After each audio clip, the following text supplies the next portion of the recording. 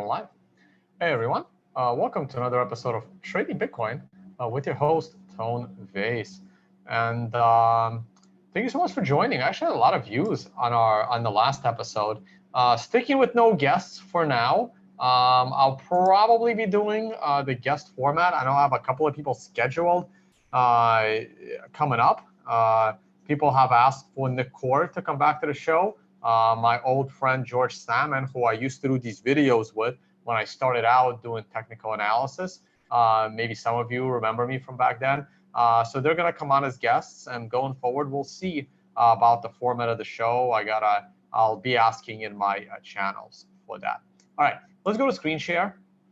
I've just been busy all morning. I've been trying to do this show since 8 o'clock Eastern time this morning, and finally gotten around to it. I really wanted to do it before the market closed because there are some interesting things going on in stocks, and we're going to take a look at that. So I haven't started off the show with my own website in a while, tonebase.com.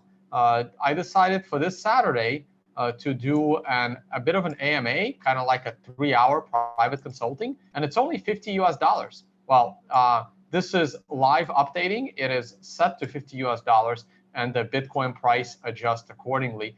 So those that want to join a private AMA, remember, for 50 bucks, if you're the only person that joins, you basically get a 3-hour consulting session for $50, something I used to charge 0.1 Bitcoin for. So keep that in mind. I'm around this morning, this Saturday coming up, Saturday, September 7th, from 9 a.m. Eastern till noon Eastern. So you can check that out. You can register here. Okay, calendar. Here are the conferences that I'm traveling to. You can keep an eye on that. And on my Twitter, there is a code to register for the London CC Forum for free. You can register for CC Forum for free. I don't know how many more tickets are left for free, but you can give it a try. I tweeted out yesterday, I believe, or the day before. So just go through my Twitter, find the access code that will give you free registration for that conference in London. And of course, if you're looking to trade with the indicator, you can go to the indicator page if you want to support. Check out the affiliate page and the conferences, the financial summit. I still haven't restarted my computer, so I still haven't fully cleaned cache. Hey, Socrates' picture has updated. Beautiful. So we've had some updates. Here is one of the funds, one of the algorithmic funds that is going to be there. Spent all morning redesigning this a little bit, so the new website will be up later tonight. It'll look very similar, just a few changes. We fine-tuned some of the language here and made things very clear. All right, Unconfiscatable should be on sale by end of the week. Okay, let's go to the markets. Monthly chart, nothing to talk about. Let's move on. I want to get to the markets while they're still open. I'm going to go through Bitcoin very quickly. Then I want to talk the traditional markets, and then we're going to go back to Bitcoin. Weekly chart, nothing to see here. It's almost at the same price as it was yesterday. It did swing higher yesterday afternoon, but it's still a red 2, even though it's trading above a red 1, doesn't matter. So if this is a red 2, we got to look at next week's candle. It's possible that the weekly chart will stay in neutral territory for another 2 months. Who the hell knows? All I know is the weekly chart, while it's bearish because it's below the trend line, and it's bearish because of the stop and reverse points, Socrates is the better expert there. It's above the 38% Fibonacci, which is bullish to me. It's about to close above the 7-period moving average, which is bullish to me. And sequential has been neutral for 2 months. So there's your information. Two bullish things, 2 bearish things, 1 neutral thing. However, well, the RSI isn't useful, but the MACD is concerning to me. The MACD is bearish, and the MACD crossing that high is concerning. So the MACD is the indicator that is troublesome to me. The CMF seems okay, and I probably shouldn't even have the outbounce value, but that's okay. All right. The daily chart. There we go. The daily chart, we swung a little bit higher. We're going to look at lower level timeframes in a minute. We swung a little bit higher yesterday, and that didn't really change anything. We came very close to the top of that triangle. It's actually a little unfortunate. Since we did swing higher yesterday, I would have loved to see us get rejected by the top of that triangle. It would have been an official hit of the top of the triangle. We came up shy. The top of that triangle is at 11,000, and we came up to 10, looks like 10.85, 10.835. And is that close enough to be a hit? I don't know. For some people it is, for some people it's not. Ideally, I want to see a shadow break it and then not close above it. And that's my most optimal hit. It's definitely close enough that if we pull back all the way down, I'm going to consider that to be a legitimate hit. But if we go higher and touch that line, then I wouldn't consider it a legitimate hit, and I will consider the actual hit a legitimate hit. So it's one of those things where you kind of need hindsight. But the point is, this is not the time to take on bullish trades. It's just not. I would not take on any bullish trades in this zone. I would wait for it to break above the triangle before taking on bullish trades, because it's too dangerous here. So if I was actively trading, I would wait to break above this triangle to take on a bullish trade. And I think it's a little dangerous to take on a bearish trade. I would wait a little bit for a cleaner pullback on this particular time frame. On a 12-hour time frame, this 9 would have gotten me certainly interested in getting out of bullish positions and potentially getting me into bearish positions. Now look what happened immediately after I closed my stream yesterday. Bitcoin popped to the upside, but it really depends on where you set that stop loss. If you set that stop loss, if you shorted off this 12-hour 9, which wasn't the cleanest trade because you're going against the daily chart, which was still bullish, but if you had gone short on a daily 9, on a 12-hour 9, did you set your stop loss a smidge above the 8 candle? If you did, guess what happened? You got stopped out. Is there anything wrong with getting stopped out? Of course not, because this thing could have rallied to the upside.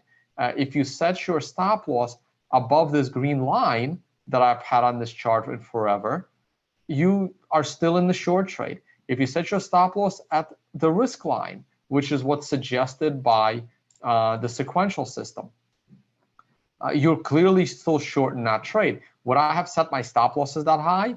I don't think so. I wouldn't have done it. I probably would have taken a loss on the short trade, and that's okay. It would have been a small loss, and I'll make up for it. I'm also not sure I would have traded it because my weekly and my daily were not telling me to go short. And I like it when my daily and my weekly are telling me to do things, not my 12-hour and the 4-hour. Speaking of 4-hour, the 4-hour was on a 9 at the same time as the 12-hour was on a 9. This was looking like a great short trade. And I believe I was doing my video on this candle. What happened immediately following my stream yesterday? Bitcoin popped. Did it lead to anything significant? Of course not. Okay, it did not change the daily trend. It did not change the weekly trend. The weekly trend is still neutral, and the daily trend is still kind of bullish, waiting for a full rejection. And at this point, I would need to see a lower daily low in order to consider this area a rejection. So it depends on what type of trader you are. If you were short on the 4-hour time frame, you probably got out at your stop loss with a positive trade, because if you shorted right on this 9, maybe not. It depends on your risk parameters. See, if I had shorted on this 9, let's say I shorted at the opening of the candle, how much did Bitcoin move in my direction? It moved 3%. How much would I have been risking? I would have been risking up to my stop loss, right? Now, if I use the 4-hour time frame, my stop loss would have been just above the swing high. So you can see, let's say it was a little bit above the swing high. I have to drop the magnet. Let's say I was willing to lose 1% on the price of Bitcoin, right? What is that? So So here's a trade on a 4-hour scale. For those that took the entries, exits, and stop losses webinar, you know what I'm talking about. For those that took the risk management and account management and leverage, you probably know what I'm talking about, because I think people took both. You can get them on demand. If I'm risking 1%, if that's where my stop loss is, I'm lowering my stop loss to break even the moment I've made more than what I was risking. When did I make more than I was risking? Hell, I made it on the following candle, for God's sake, right? Or I certainly made it on the candle after that. So that's when you start to consider putting in a break-even stop loss. So if you traded on a 12-hour with the same mentality, it was a losing trade, because I would have not moved my stop loss because I wasn't profiting more than what I was risking. But if I was using the 4-hour time frame, 4-hour time frame is different. If I was using the 4-hour time frame for my risk parameters, I would have already lowered my stop loss because I was risking, because I would have made more than what I was risking. Okay, on that one. Though it's possible the same could have applied. No, it couldn't have, right? Because on a 12-hour time frame, you're shorting at a later point, so it wouldn't have happened. If you just do apply the same thing. Shit, I need to get to traditional markets. In any case, if I was using the 4-hour time frame to trade, I got out on a stop loss with a profit. If I was using the 12-hour time frame to trade, I got out with a stop loss with a loss. Okay, and trust me, I would not have gotten wrecked. I haven't gotten wrecked in 10 years on a trade. Okay, and that's because I learned my lessons from my first 5 years of trading.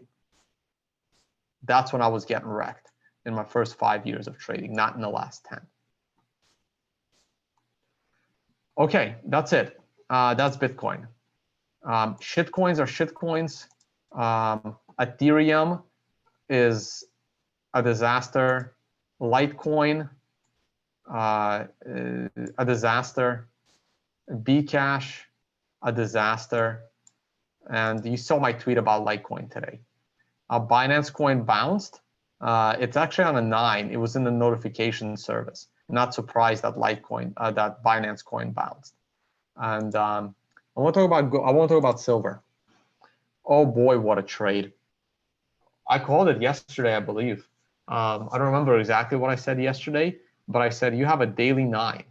This daily 9 is inside a weekly 9. If this isn't the case for sequential, I don't know what is.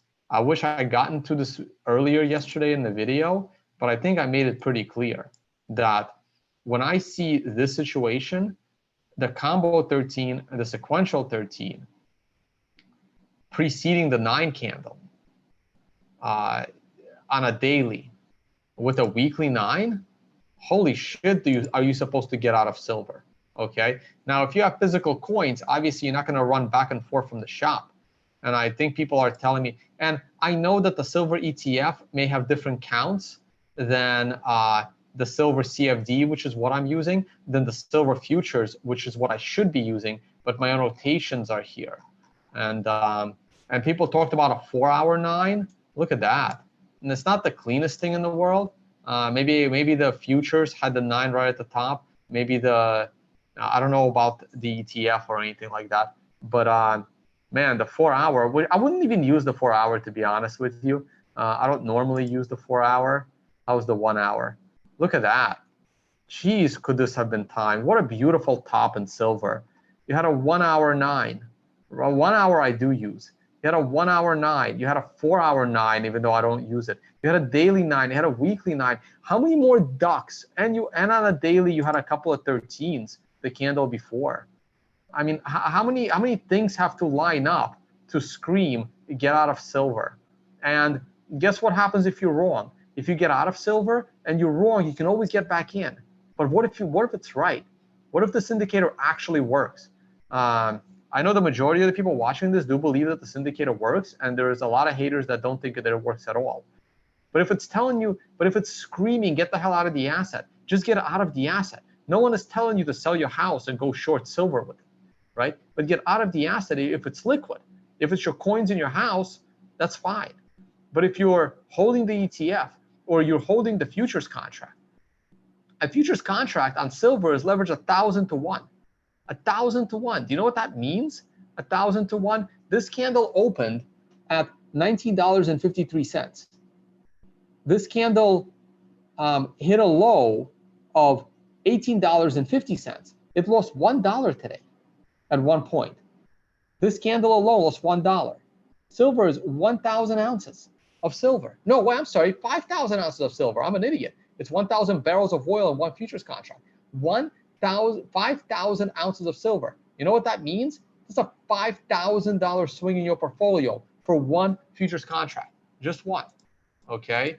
If I go to CME futures silver futures, I think it's 5,000 ounces. I won't look at the spec, contract spec. How many ounces is it? 5,000 ounces. One contract. It costs $1, and all you need is $5,000 in your account to trade it. That could wipe out your account with one contract. I mean, you should have more money than that, right? That's how leveraged it is. That's how leveraged futures are. This is a $5,000 swing for holding one contract, and all you need is about $5,000 in your account to do it. That's how leveraged they are. You can calculate the leverage on this. Easy, you know? Do the math.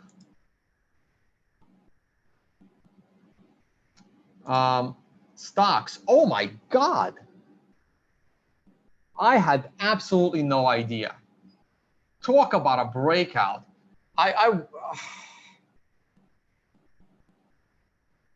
Maybe I'm just gonna stop doing videos and go back to trading. Jeez, how many times did I talk about what happens when you break this line? Holy shit. I did not have time to log in and watch and then look at this today. Too much work this morning. Crap. Organizing Bali, organizing Unconfiscatable. Wow. Just wow. What a breakout. I don't know why, and I don't care. I had this line drawn for weeks, and there it is. Look at that. If I went back to trading, I would go back to trading traditional markets. I would probably not even touch Bitcoin or crypto. I would, maybe I'd do it for the hell of it if I was free and had time. But if I did go back to trading, it would be 98% traditional markets and 2% crypto. I just have no interest in trading crypto.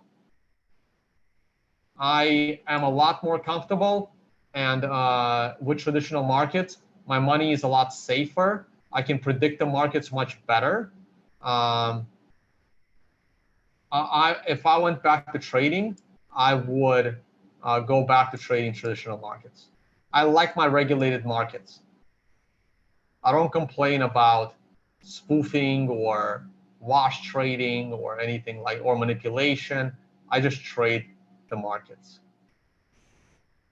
All right. I wanted to look at Slack. I didn't even know Slack IPO'd. I don't think we've ever looked at Slack on this channel. And it reported something yesterday. I don't see earnings here, but I thought that they reported earnings, but TradingView isn't telling me that. That's a weird candle.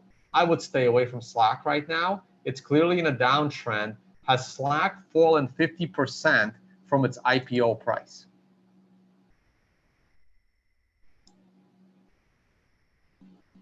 It did not. Slack has only fallen 32%. Now, if we use the high of opening day, it has fallen 38%.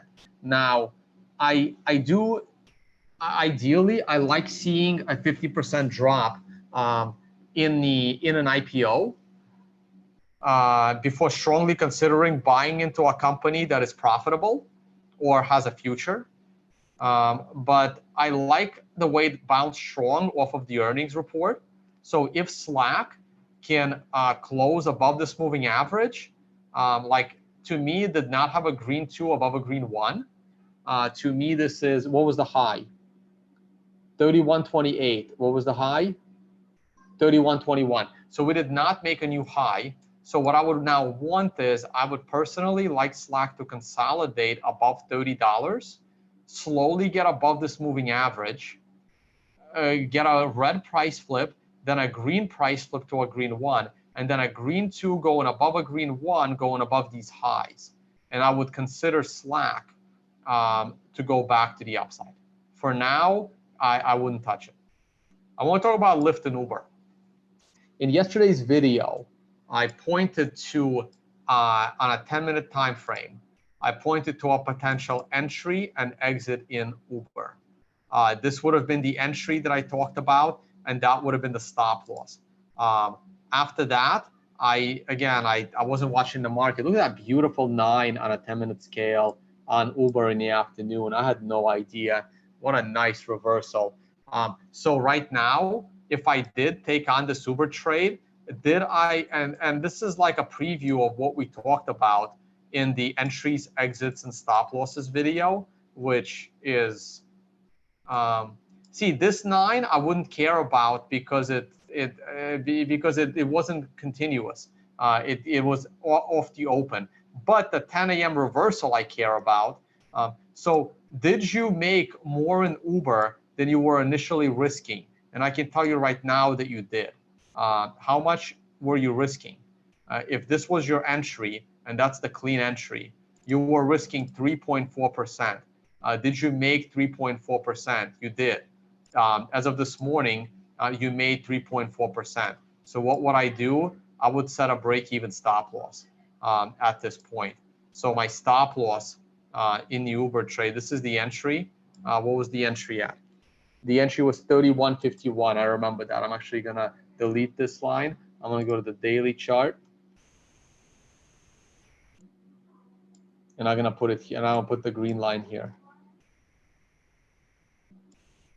Markets are open for 4 more minutes. I believe we said, I got to drop the magnet. I believe we said 32.51, 31.51, 32.51. Couldn't have been 32.51. Had to be 31.51. 31.51. There. That would have been your entry. So guess what I'm doing right now? I'm setting a break-even stop loss. And that's it. I'm at a break-even stop loss now. This trade, it can still lose me money if it gaps, which is why I would trade it with options instead of stocks. But theoretically, this trade shouldn't lose you any money. This is why you wait all year for a potentially good entry in Uber for a long trade. Now, in a perfect world, your stop loss will not get hit, and you can slowly ride Uber all the way back to $50. But if your stop loss gets hit, then it gets hit. Okay. The point is to enter smart trades. That would be my trade on Uber right now, if I had done it. Lyft was another one. You see them right here.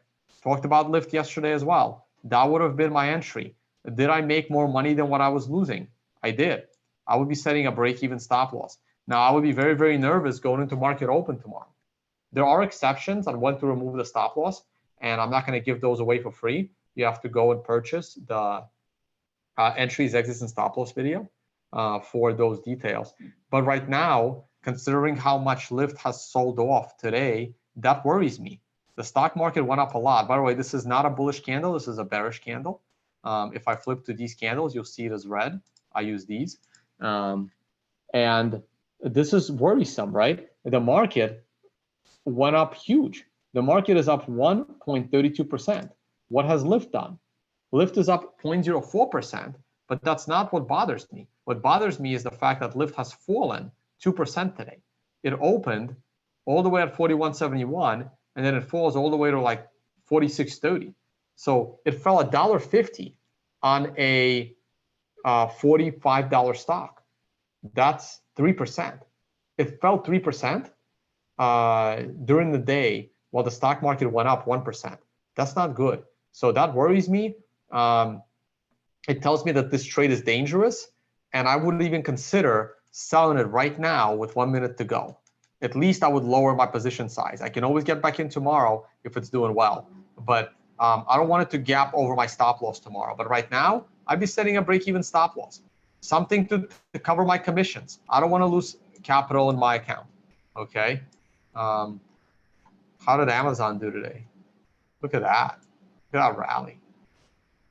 Look at that rally in Amazon. Okay.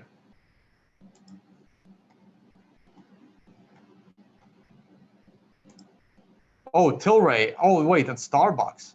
So Starbucks was hitting a 9 and then it was crashing. So Starbucks was on a 13. So right now, see, this is also interesting. The markets are up huge, but Starbucks is down. If I shorted off of this 13, I would be a little nervous about being short assets if the stock market is going to rally to new all-time highs. I'd rather cut these losses. I'd rather be long Uber and Lyft than short Starbucks. Now, if the market was going down, I would get out of the longs in Uber and Lyft quickly and ride the short in Starbucks. So that's how you manage your risk. Tilray was the one I wanted to look at. Tilray. Man, go back and watch the episode of DJ Thistle and myself where we were both bullish on Tilray, and Tilray turned a week earlier than perfect. But it was still a good turn. We discussed it, and then the next day it rallied, and we talked about how Tilray could be, the dark horse that goes back to like maybe not its all-time highs of $300, but it was definitely beaten up enough to consider getting into it. How's Square doing? Crashed on a 9 weekly. Yeah, Square could be interesting tomorrow with the green 2 going above a green 1, but not the best of circumstances. I would be a little cautious there. Nothing is screaming at me with ExxonMobil. Facebook, nah, nothing interesting. This I like. Unfortunately, it's on a 5, but would have been nice to buy the breakout. Markets are now closed. I believe it's 4 p.m. on the dot. And how's Ferrari doing? Nothing really interesting. Titan? Yeah, I still think this is going to go significantly lower. Ooh, that's a big reversal candle of the combo.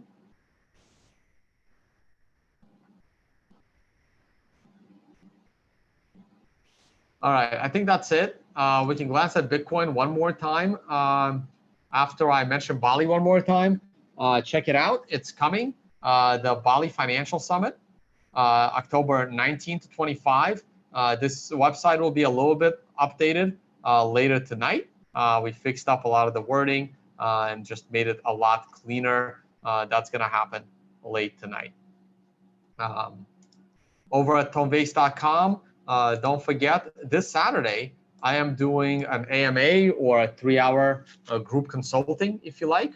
And I'm available. It costs $50 US, payable in US dollars or in Bitcoin.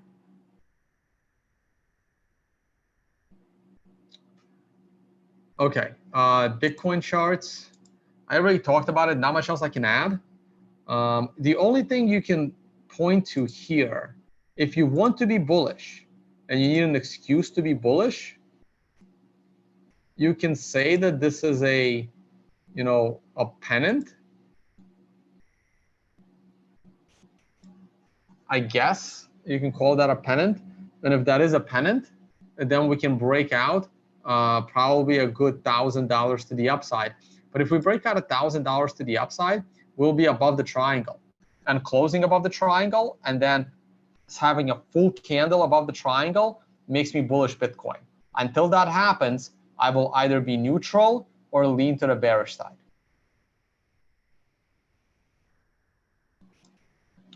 That's it. That's it for me.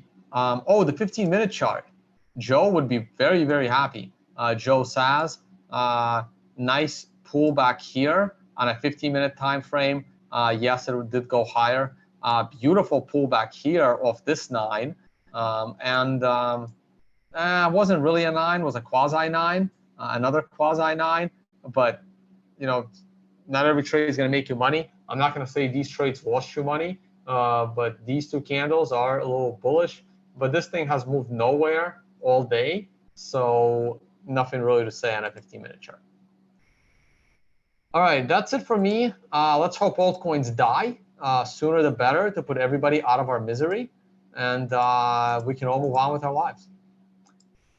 All right, guys, a bit of a shorter show, which is good. I got a ton of work to still do, and I'm gonna cut the screen share. I know I didn't look at any of your questions, didn't pay attention to the live stream much, and thank you all so much for watching. And oh, somebody wants me to look at Palladium. I'll look at it next time, maybe tomorrow. And I will see you all on the next one, guys. If you're asking me what the difference is between A13 and C13, you should really just use Google or the educational page on my website. Okay, just go to education and learn about it. All right, guys, I will talk to you all on the next one.